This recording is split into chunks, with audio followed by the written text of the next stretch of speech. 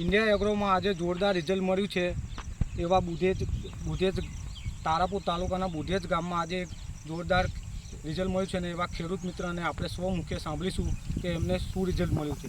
તો તમારું નામ શું છે? તમને આ ઓર્ગેનિક ખાતર વાપર્યું છે, કયું ખાતર વાપર્યું છે? ભૂવસ્ત્ર ખાતર. ખાલી ખાતર ભૂવસ્ત્ર જ વાપર્યું છે અને તમને કેવું રિઝલ્ટ મળ્યું છે? રિઝલ્ટ સારું મળ્યું છે. અને તમે બીજું ખાતર વાપરતા હતા? ના, પેલા ગઈ યુરિયા કેટલું નાખ્યું હતું? યુરિયા પહેલી વખતે 1.5 ગુણ નાખ્યું. 1.5 ગુણ. હા. અને આપણે બીજા ખેડૂતને મિત્રોને શું કહેવા માગશો? તો એ આ ખાતર વાપરવું જોઈએ? હા, વાપરવું જોઈએ. આપણી સાથે કહેવું પડે કે આ બહુ વસ્તુ 100% રિઝલ્ટ છે. રિઝલ્ટ સારું છે. અને આપણે બાજુમાં ડાંગર એક જોઈએ કે ત્યાં બાજુમાં ડાંગર યુરિયા ડીએપી નાખેલું છે અને ત્યાં એ ડાંગર પણ આપણે જોઈ શકીએ છીએ કે આ ડાંગર એ યુરિયા ડીએપી નાખી છે.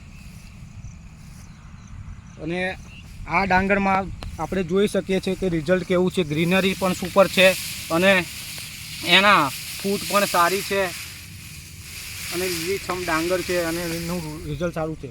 તો આપણે સારું રિઝલ્ટ છે અને આપણે બીજા ખેડૂત મિત્રને બોલી શકીએ છીએ કે રિઝલ્ટ સારું છે તો એ વાપરી શકે. કેમ આ રિઝલ્ટ જોયો બાજુ મારું બરોબર અને આ બધું એટલે ખબર પડી જાય કે ભાઈ મારી રિઝલ્ટ આ ડાંગર જો આની ડાંગર જો ખબર પડી જાય. એટલે એ ભાઈ બોલાય છે બાજુવાળાને તો બધું આપણે ભૂ વસ્તુ નાખેલું આમાં બરોબર છે. એટલે એને ખબર પડે કે આ ભૂ વસ્તુનું રિઝલ્ટ સારું છે. આ ડીએપી પહેલાં સારું કહેવાય. ઓછા કરીએ એનું ઉત્પાદન વધારે થાય બરોબર છે.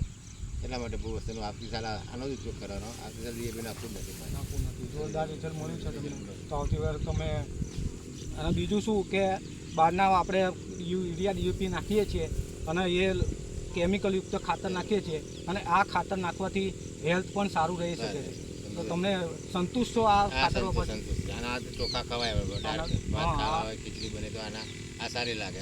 પેલું કેમિકલ યુક્ત વાળું યુરિયા આવે બરોબર, એમાં કેમિકલ વાળું આ કેમિકલ આમાં બિલકુલ ના આવે બરોબર. તો એક જોરદાર રિઝલ્ટ મળ્યું છે. તો હું મારી વાતને અહીંયા કમ્પ્લીટ કરું છું. જય હિન્દ, જય લાઈફસ્ટાઈલ.